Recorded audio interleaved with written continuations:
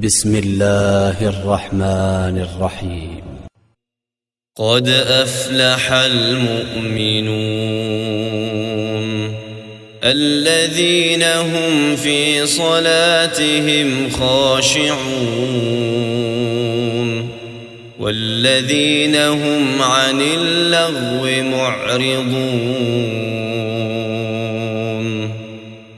والذين هم للزكاة فاعلون والذين هم لفروجهم حافظون إلا على أزواجهم أو ما ملكت أيمانهم فإنهم غير ملومين فمن ابتغى وراء ذلك فأولئك هم العادون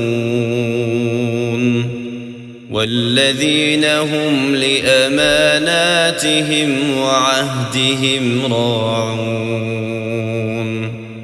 والذين هم على صلواتهم يحافظون أولئك هم الوارثون الذين يرثون الفردوس هم فيها خالدون.